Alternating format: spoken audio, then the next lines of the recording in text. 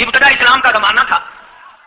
حضور کریم صلی اللہ علیہ وسلم مکہ مکرمہ سے باہر تشریف لائے تو ایک مائی بوڑھی سر پہ گٹری سامان کی ہے، ہاتھ میں پانی پینے کے لیے ایک لٹیا ہے، گڑبی ہے، باہر نکلی اور وہ سامان اٹھانے کی ہمت نہیں رکھتی. سرکار دو عالم صلی اللہ تعالی علیہ وسلم نے پوچھا مائی کدھر کا ارادہ ہے؟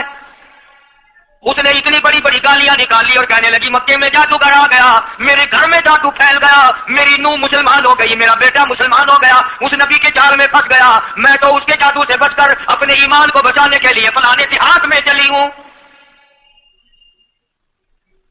مدنی کریم صلی اللہ تعالی علیہ وسلم نے فرمایا مائی کمزوروں کا سامان اٹھانے کے لیے میں آیا ہوں، جس کا اس دنیا میں کوئی وارث نہیں اس کا وارث بننے کے لیے میں آیا ہوں، یہ سامان مجھے دے. سرکار مدینہ صلی اللہ علیہ وسلم نے اپنے سر مبارک پہ گٹڑی اٹھا لی اور بوڑھی مائی کے پیچھے پیچھے چل دی ہے. اس نے اپنی منزل مقصود تک جہاں جانا تھا راستے میں ہزاروں لاکھوں گالیاں بکی. میرے گھر کا بیڑا گرک کر دیا، میرے گھر میں دین نیا پھیلا دیا، جادو پھیلا دیا، نئی نئی چیزیں آ گئی، پرانا دین ختم کر دیا، میرے گھر کی رسوائی ہو گئی، میں اپنا ایمان بچانے کے لیے آئی ہوں. جہاں بڑھیا مائی نے جانا تھا منزل مقصود پہ پہنچ گئی، ٹھکانے پہ پہنچ گئی، سامان نیچے اتروا کر حضور کو پلہ پھیلا کر چولی پھیلا کے دعائیں دینے لگی اور کہنے لگی اور میرے بیٹا جیسے اس جادوگر سے میں بچ کے آ گئی ہوں، جیسے اس دین نئے پھیلانے والے سے میں بچ کر آ گئی ہوں، میرا دین بچ گیا، میرا ایمان بچ گیا، میری دعا ہے اللہ کرے تو بھی بچ جائے. سرکار مدینہ صلی اللہ تعالی علیہ وسلم کی آنکھوں میں آنسو آ گئے. فرمایا مائی جس کو سارے راستے میں گالیاں دیتی آئی ہو، جو تیری کٹڑی اٹھا کے سر پہ لایا ہے، جو تیری ساتھ آیا ہے، جسے جادوگر کہتی ہو، جسے گالیاں دیتی دیتی تھکتی نہیں ہو، وہی اللہ کا پاک پیغمبر محمد رسول اللہ میں تیرے سامنے موجود ہوں.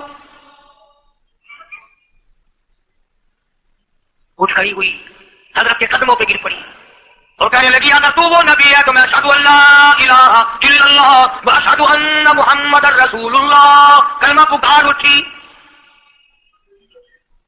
آج کہاں یہ چیزیں ملیں گی؟ اور اگر آپ لوگ تلاش بھی کرتے ہیں تو صرف مولویوں کے لیے. یہ اخلاق مولویوں کے اندر ہونا چاہیے، کردار مولویوں کے اندر ہونا چاہیے، پاک دامنی مولویوں کے اندر ہونی چاہیے، سچائی اور سچ بولنا صرف مولویوں کے لیے ہونا چاہیے. باقی لوگ سارے لانتی ہو کے مرنے چاہیے جھوٹ بول بول کے. اور خدا کا دروازہ تو سب کے لیے برابر ہے. یہ تمہیں کس نے تعلیم دی کہ سچ بول لے تو مولوی، اور حلال کھائے تو مولوی، اور پاک دامن رہے تو مولوی، زنا سے بچے تو مولوی، قتل سے بچے؟ تمہارے لیے سب کو چاہیے. یہ ایک ذہن ہے پوری دنیا کے مسلمانوں کا کہ ہم تو عوام ہیں، ہمارا کیا ہے. مدنی کریم صلی اللہ علیہ وسلم کا دین بادشاہ کے لیے، وزیر کے لیے، پیر اور فقیر کے لیے، ایک مزدور اور ایک عام آدمی کے لیے، سب کے لیے اللہ کا دین برابر ہے. اس میں کسی کی لحاظ نہیں کہ بھائی اس کا تو یوں کر دیا جائے چلو کوئی بات نہیں، وہاں کوئی بات نہیں تو مسئلہ ہی نہیں. جتنے سانس لے رہے ہو، جتنے بھی سانس آ جا رہے ہیں، تمام ایک ایک سانس کا حساب و کتاب ہوگا. اسی لیے تو بزرگ فرماتے ہیں کہ ہر وقت اور ہر لمحہ موت کو اپنے سامنے رکھو، تیاری رکھو ہر وقت، جب بلاوا آئے کہ میں بھی تیار. اللہ والوں نے یہی تو تربیت کی. تم اللہ والوں کے قریب نہیں جاتے، فنکاروں اور ٹھگوں کے قریب جاتے ہو، نیک بندوں کے قریب بیٹھنا پسند نہیں کرتے. کیوں؟ اس لیے کہ نہ وہ تمہاری خوشامد کرے گا نہ تمہارا وادی لگے گا. کیا بلوسی کرے گا لفنگا آدمی، چمچا گیری کرے گا نکما آدمی. اگر کسی کو دین ایمان اپنا بنانا ہے تو اس کے لیے کوشش کرنی پڑے گی. اللہ کی ہدایت کسی کے پیچھے دوڑی نہیں پھرتی، اللہ کی ہدایت کو آدمی کو خود تلاش کرنا پڑے گا. خدا کا جہنم اور خدا کی جنت دونوں چیزیں اس نے بنا دی اور اعلان کر دیا فمن شاء فلیؤمن ومن شاء فلیکفر. جس کا دل چاہے ایمان اپناؤ، جس کا دل چاہے کفر اپناؤ. خدا کی خدائی میں کوئی فرق نہیں آتا. ساری دنیا اگر کفر سے بڑھ جائے تو خدا کی شان میں ایک ذرہ برابر فرق نہیں آتا. اور ساری دنیا اگر بار متقی پرہیزگاروں کی بن جائے تو خدا کی شان میں کوئی اضافہ نہیں ہوتا. یہ تو بندہ جو کچھ بھی کرتا ہے اپنے لیے کرتا ہے. بازار میں جاؤ، جس کے پلے پیسہ ہو وہ جو چاہے سودا خرید لے، بس یہی بات ہے. قیامت میں بازار لگے گا، جس کے پاس نیکیاں ہوگی جنت ملے گی، ورنہ لعنت کے دریا میں ڈوب کر جہنم میں جائے گا. کوئی کسی کو نہیں بلا سکتا. فرمایا اولئک الذین اشتروا الضلالۃ بالہدی. فرمایا یہ وہ لوگ ہیں جنہوں نے گمراہی ہدایت کے بدلے خرید لی. اللہ تعالیٰ نے ہدایت دی، قرآن دیا، ایمان دیا، دین دیا، اسلام دیا، مدنی کریم صلی اللہ علیہ وسلم کی عظمت ملی، محبت ملی، اللہ کے پاک پیغمبر نے سب کچھ حوالے کر دیا، اور آج اس کے بدلے میں گمراہی خرید لی. قرآن اعلان کرتا اولئک الذین اشتروا الضلالۃ بالہدی. یہ ہے وہ لوگ جنہوں نے گمراہی کے بدلے، ہدایت کے بدلے گمراہی خریدی. قرآن کے الفاظ تو سنو، خدا تمہیں نصیب کرے. کس وقت خریدی؟ فرمایا فما ربحت تجارتهم وما كانوا مهتدين.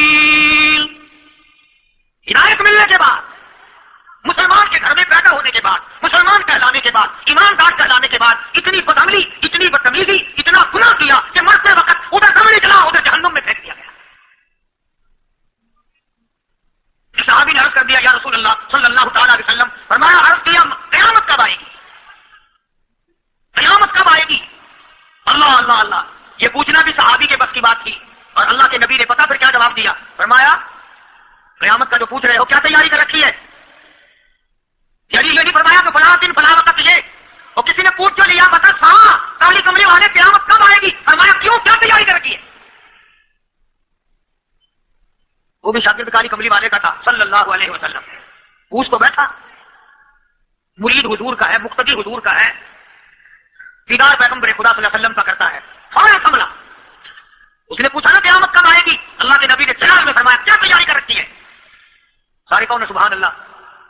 صحابی ایسا سنبھلا تو کہنے لگا آقا میرے پاس تیری محبت کے سوا اور کیا ہے؟ اللہ اللہ، کیا جواب دیا؟ کہتا آقا میرے پاس تیری محبت کے سوا اور کیا ہے؟ تم جیسا ہوتا تو کئی روزوں کا سہارا لگاتا، کوئی نمازوں کی بات کر کے کھو دیتا، کوئی سخاوت کی بات کر کے کھو دیتا. کیا جواب دیا ہے صحابی نے؟ تمہارے میرے دماغ میں بھی کبھی نہیں آیا بتانی عمر میں. کہتا کالی کملی والے میرے پلے تیری محبت کے سوا اور کیا ہے؟ صحابہ کہتے ہیں حضور صلی اللہ علیہ وسلم نے یہ الفاظ سنے مسکرا دیا. آج ہمارے پلے اب کیا تیاری ہے؟ رات دن قرآن کہتا ہے تیاری کرو تیاری کرو، وقت آیا وقت آیا، آیا وقت قیامت آئی موت، آیا وقت، لیکن پھر بھی کوئی تیاری نہیں. اس لیے قرآن کریم للکار کی کہتا قل متاع الدنیا قلیل، دنیا بہت تھوڑے دنوں کا سودا ہے، سمجھ لو. صبح آئی کہ نہ آئی، شام آئی کہ نہ آئی، آیا وقت. قرآن کریم نے ہر ممکن طریقے سے مسلمانوں کی تمام زندگی کے شعبات کو پورا کرنے کے لیے لاہ عمل کیا. میں ایک رخ آپ کو آج دینا چاہتا تھا، وہ یہ کہ نبی پاک صلی اللہ تعالی علیہ وسلم نے اس امت کے سامنے کس قسم کے نمونے نہیں رکھے. اخلاق و کردار میں سے کون سی بات حضور صلی اللہ علیہ وسلم نے چھوڑی؟ ہم اپنا پیٹ پہلے بھرتے ہیں، دوسرے کے لیے اگر سوچتے بھی ہیں تو وہ بھی بعد میں. یہاں معاملہ کچھ اور ہے. غزوہ خندق کا زمانہ ہے، مسلمانوں پہ بڑی تنگی اور بڑی پریشانی کا وقت ہے. یہاں تک کہ صحابہ کرام رضوان اللہ تعالی علیہم اجمعین کی جماعت کہتی ہے کہ حضور صلی اللہ علیہ وسلم کو صحابہ کرام نے دیکھا. ایک صحابی آپ کے سامنے حضور کے سامنے آیا اور اس نے اپنا کرتا اپنے پیٹ سے اٹھایا. اس نے بھوک کی وجہ سے اپنے پیٹ پہ ایک پتھر باندھا ہوا تھا. صحابہ کرام دیکھ رہے تھے. اس کے دیکھتے دیکھتے امام الانبیاء محبوب کبریا حضرت محمد مصطفیٰ صلی اللہ تعالی علیہ وسلم نے رحمت والے ہاتھوں سے جب اپنا کرتا اٹھایا، صحابہ کرام کی آنکھوں نے دیکھا حضور کے پیٹ پہ 2 پتھر بندھے ہوئے تھے. آج کتنا کھاتے ہو پھر بھی نہ شکری، کتنا پیتے ہو پھر بھی نہ شکری، کتنا کچھ کھانے کو مل رہا ہے پھر بھی نہ شکری، کچھ نہیں کچھ نہیں. حضرت جابر رضی اللہ تعالیٰ عنہ نے جب یہ منظر دیکھا، یہ حالت دیکھی، رہ نہ سکا. صحابی فوراً دوڑا اور دوڑا دوڑا گھر گیا. گھر بیوی کو جا کے کہنے لگا غضب ہو گیا، کمائی ہو گئی، کمال ہی ہو گیا. حضور صلی اللہ علیہ وسلم کو اتنی بھوک ہے، اتنا فاقہ ہے کہ آپ نے اپنے پیٹ مبارک میں 2 پتھر باندھے ہوئے. بیوی کہنے لگی جلدی جا کر کے حضور صلی اللہ علیہ وسلم کی دعوت کراؤ، ہم کھانا کھلائیں گے. یہ 2 شیر ہوں 1.5 شیر ہوں، یہ جاؤ ہے، یہ بکری کا بچہ ہے، ہم اسے ذبح کرتے ہیں، بہت جلدی تیار کرتے ہیں، میں ان کو پیستی ہوں اور تم جاؤ جا کے دعوت کا کہہ. حضرت جابر رضی اللہ تعالیٰ عنہ حضور کریم صلی اللہ علیہ وسلم کی خدمت عالیہ میں آئے. چونکہ کھانے کی مقدار، آٹے کی مقدار بڑی تھوڑی تھی، حضور کے کان کو منہ لگا کر حضرت جابر نے کہا کہ یا رسول اللہ صلی اللہ علیہ وسلم، ایک تو آپ اور ایک یہ صحابی جس نے پیٹ پتھر باندھ رکھا ہے، اور اگر آپ کے علم میں ہو 1-2 اور ایسا ہی جو زیادہ بھوکا ہو، میرے گھر میں دعوت ہے، چلو. آپ لوگوں کا کھانا میرے یہاں ہے. ایک تو آپ اور یہ دیے جو ہم نے دیکھا پیٹ بکری پتھر باندھے پھر رہا ہے، کمر دی نہیں ہو سکتی، اور ایک آدھا اور اسی قسم کا جو زیادہ تنگ ہو رہا ہو. جابر نے تو تیری بات کہی. حضور کریم صلی اللہ تعالیٰ علیہ وسلم ایک بہت بڑے پتھر پہ کھڑے ہو گئے اور اعلان کر دیا تمام کا تمام لشکر چلے، سب کی جابر کی گھر دعوت ہے. سارے کا سارا لشکر چلے، ساری فوج، بلکہ اعلان کر دیا چلو سارا مدینہ چلے. جابر رضی اللہ تعالیٰ عنہ وہیں تو کھڑے تھے. اس قدموں کے نیچے سے زمین نکل گئی کہ یہ کیا بنا؟ کھانا تو 2-3-4 آدمیوں کا مشکل بنے گا، یہ 12,000 سے زیادہ بڑا لشکر ہے اور آپ نے سب کو اعلان کر دیا، اب کیا بنے گا؟ اگر جابر دوڑے دوڑے پریشانی کے عالم میں گھر گئے، گھر والی کو کہنے لگے کہ کام خراب ہو گیا. بیوی کہنے لگی کیوں؟ میں نے تو اللہ کی بندی ایک تو حضرت کی دعوت کی تھی اور ایک وہ دوسرا جو پیٹ پتھر باندھے ہوئے آیا تھا، اور میں نے عرض کیا تھا کہ 1-2 اور اسی طرح کا جو زیادہ تنگ ہو رہا دعوت ہے. حضور نے تو سارے لشکر کو اعلان کر دیا کہ چلو جابر کے گھر دعوت ہے. سبحان اللہ. کبھی کبھی عورتیں بھی ایسی بات کر دیتی ہیں جو مردوں کو نہیں آتی.